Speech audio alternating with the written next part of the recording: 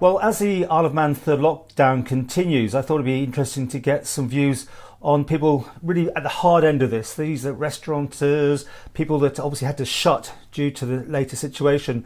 With me is Mitch, who I think we probably know more about for having the first automatic pizza machine, but that was some time ago, and it might actually come up in a conversation because that might still be working. But Mitch, you've been writing to members of the House of Keys, members of Tynwald, and can you give us an update on what's been happening? Why, particularly your concerns and what you've been writing about? I've been writing about the lack of support that we've had as an industry sector, Paul. We have, I would think, probably shouldered the 90% of the brunt of the lockdown. We've been closed, we've been open, we've been closed, we've been open, we've been closed. We've had very, very little support. And I just got to the point of penning a letter to the First Minister at the beginning of the week to say, look, enough's enough. Mentally, physically, psychologically, everything. The pressure that is on us as an industry is unbelievable, and sometimes virtually unbearable. But you just got to you got to muscle and get through. And I was shocked that I've had very, very little response apart from maybe 3 or 4 of the MHKs coming back and saying we hear, but basically at the end of the day we're very much left on our own. We don't see any help coming through at all. Well, let's go back. I mean, this is the third lockdown. You've had no support or not enough support each time, or is this one particularly worse than the others, or have you just been reaching out for more interaction here to get some more support?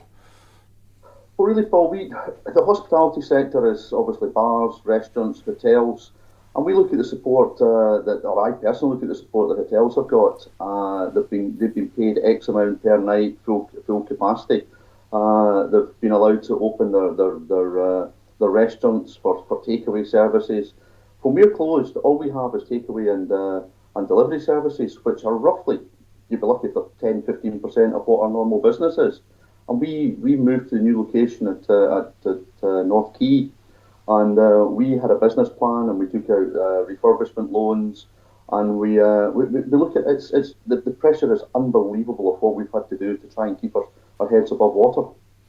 Now, when that final lockdown came on that Saturday, the advice was very mixed messaging, wasn't it? Shut down, but you don't have to, and that sort of thing. Which way did you go on that? Well, we shut down. We did the responsible thing and shut down, but it's come back and bitten us fair and squarely in the backside because we've had absolutely no support at all for that. We weren't even allowed to claim salary support for that weekend when we were closed down, despite the business being down 30% for that week. Well, the Chief Minister said there were still support schemes in place up until because it was still the end of February, wasn't it? So you should have been covered, but that's not. No, you've got to be down 25% for the whole month. We weren't quite down 25% for the whole month, but we were 30% down for that weekend. When we did the responsible thing, we looked after our customers, our staff, which are vital to us, and did the sensible thing by closing. And as I say, it's come back and basically bitten us in the backside. And how do you feel about the places that stayed open? I'm disgusted that they flaunted the advice, but at the end of the day, the business people, they make their own decisions as we made ours, and a lot of the responsible bars and restaurants did the same. Now back to support. I mean, obviously the lockdown's been extended by at least a week. This obviously brings more pressures on you.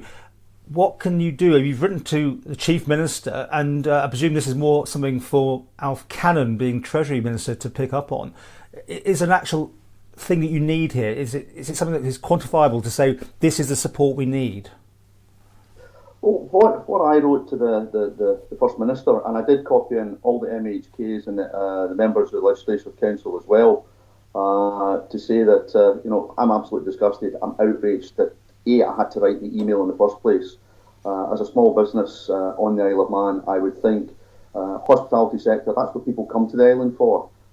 They enjoy the hotels, they enjoy the entertainment, they enjoy the bars, they enjoy the restaurants, and we're basically being left out to dry. And I was shocked that I've had no response from the First Minister's office, not even the First Minister.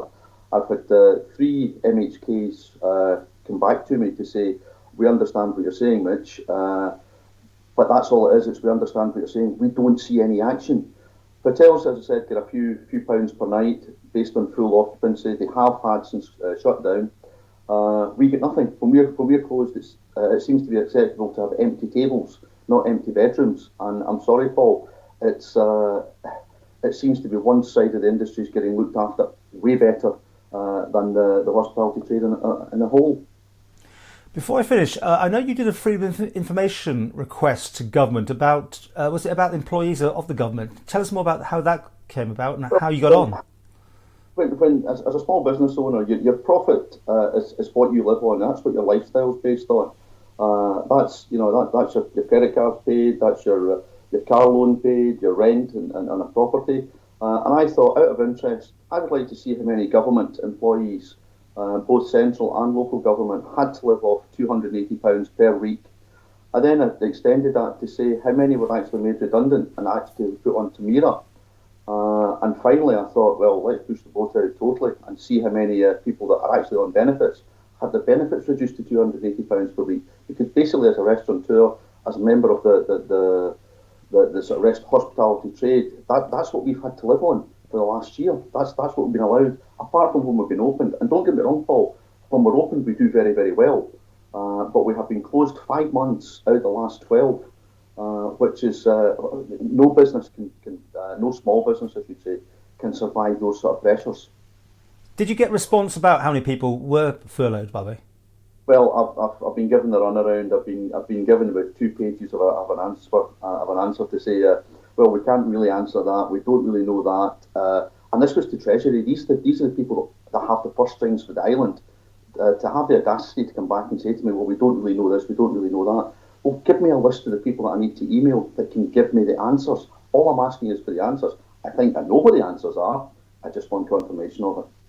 I know I've asked that question, I think, way back at the beginning, and it was a very one that I never got a response to either. But let's come back on this maybe in a few weeks' time, see how you're getting on. Just to lighten it slightly, I believe your machine's doing good business, I suppose. Yeah, it's still ticking along. It's enjoying its new home. When the key is busy, yes, we get a good turn. But like everything else, you're driving around.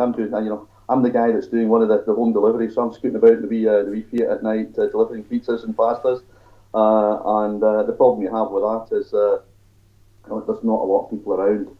A lot of people are adhering to the government advice and staying at home and getting deliveries. So we're not getting the footfall that we would like, and selling as many pizzas as we would like. But hey, hopefully when all this is down and we're back to normal, it'll go back to normal volumes. And I can't finish by not noticing your appearance, which amazed me, because last time I saw you, you looked like just a regular guy. And now you're looking like Kris Kringle or Father Christmas, whatever you want to say. Well, Paul, when the first lockdown happened, I felt a bit like, I still feel a bit like Tom Hanks out of Castaway. So I thought, well, why? I may as well look like him. I've never had a beard in my life, and I've never had long hair like this. And, you know what I was like, Paul. I was always clean shaven, shaving head and shaving face. So this is taking a bit to get used to. Have you got an end date for that? Yes, I've got a big birthday coming up in June. So the night before my big birthday, it's all coming off, and I'll go back to usual.